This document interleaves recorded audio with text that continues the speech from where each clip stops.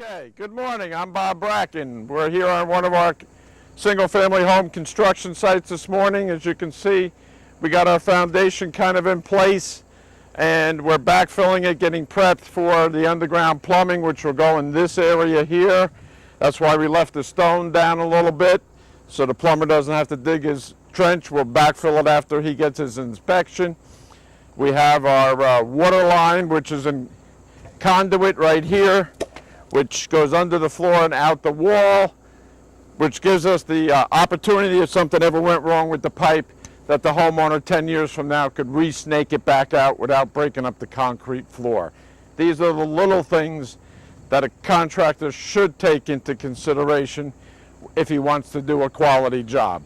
You'll see the foam floating around. There's 3 foot of foam down all of the side walls, with the foam glued to the outside edge as well. That's the thermal break to keep the home in the floor, because this is a ground level slab constructed house.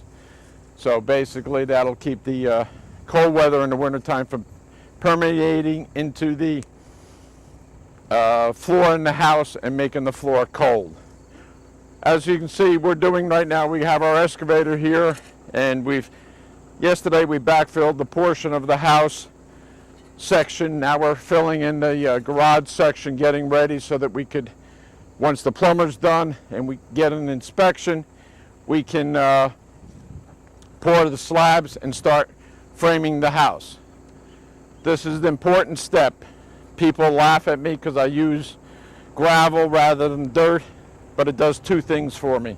It moves the job along fairly and very quickly, because gravel compacts a lot easier than dirt. And number 2, it gives me a stable feeling that nothing's going to settle 5 years from now and create a bunch of cracks in the floor that I'm going to get callbacks for. That's important. Callbacks cost money. Let's do the job right the first time, and then you don't have any angry clients calling you all of the time with all of their minor problems. What I'm doing right now is just walking around, double checking the level of the gravel with our laser level to make sure that we're within reason of 1/4 of an inch, so that when we pour the floor is consistently the same thickness throughout. As you can see, we've done a fairly good job. If it's beeping, I'm within 1/4 to 1/2 an inch, either up or down, depending on. The fast beep is I should be down probably 1/4. The slow beep is I probably should be up 1/4. So at worst, there's no major variations, and we will get a consistently good floor.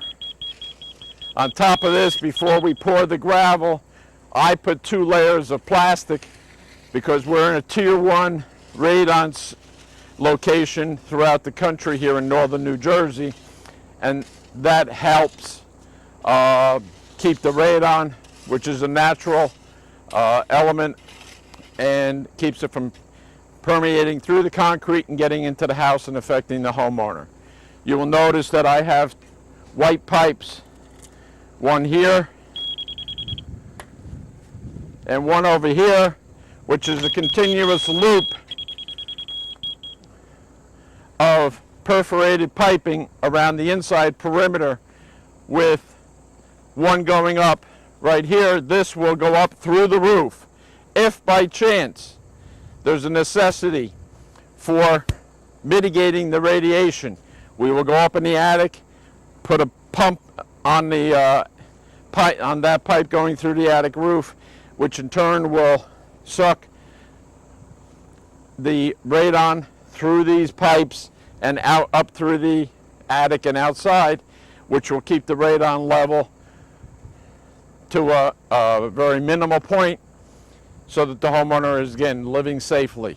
These are the little things that, if you're doing a construction job properly, you take into consideration. This item here is really not code. The piping of the water line for future access is not code. What you'll see right here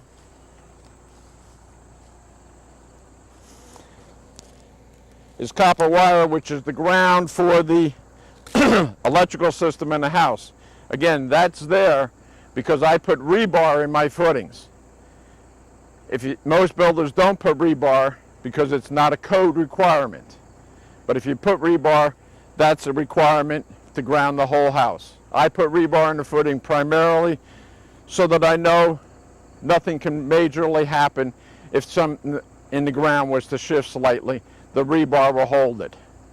The ground was tested, it is stable, but just an extra precaution. Again, I also put rebar throughout my walls when we pour them. Again, you'll notice that these are all poured concrete walls. It's the only thing I've done for the last 35 years. It's the best way to go, in my opinion. Notice down here is what we put in yesterday. That's the well line and the electric conduit line for the well that we drilled out in the front yard, because we're in the country here. This is septic and wells.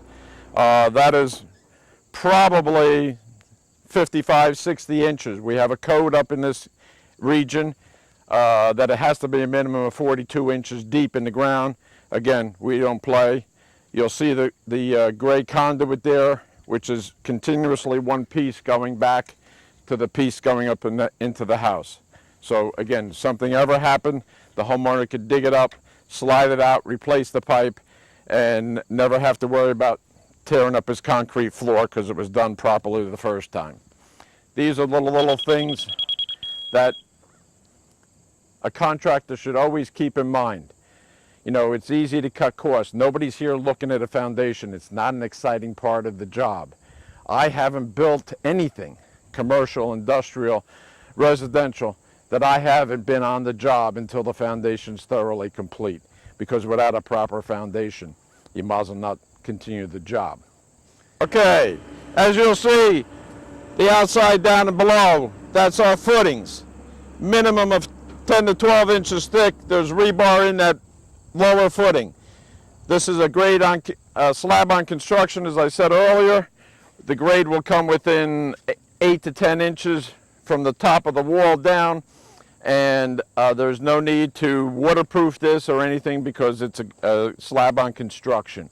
We have 14 loads of stone inside this foundation that we put in yesterday, compacted it in 1 foot lifts so that, again, no settlement can happen.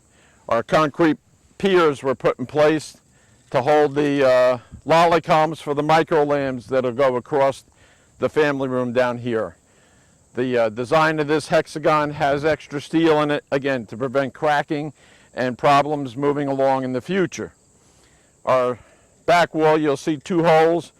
One of those will stick the sewer line in, going out to the septic in the rear corner of the lot.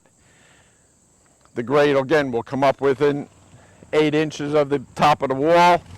As you can see, the man in the trench is compacting the stone from the area that we dug around for the walls to be set and give the foundation guys room to work. The garage, when we get up higher with the gravel, will be on a slight pitch to allow, we put a 4-inch pitch to the concrete floor from the inside wall of the house here,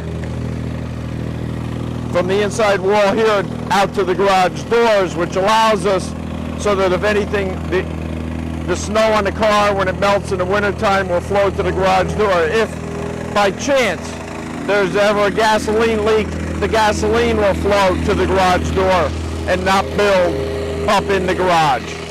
So basically everything is thought through very carefully for the sake of the homeowner.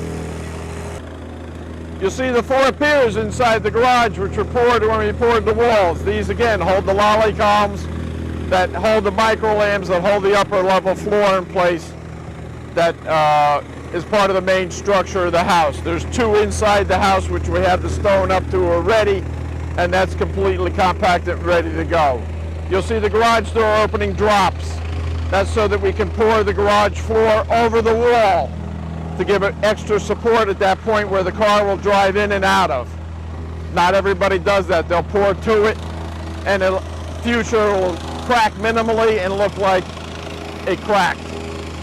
So basically, this is our site. You can see We have a couple homes going up that are semi-completed around now. This is a 24-lot subdivision that we're moving along on. That's been our morning this morning. It's been a pleasure. And you can see we got our couple models up and finished and complete. This is our first house sale that is sold to the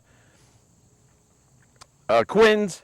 And basically, we're moving along. This house has to be completed in the next 90 days. It's a task, but it's a task that's well within reach for us. We have a super team of contractors that work with me, and that's what it's all about. We'll have the people in his house before Christmas.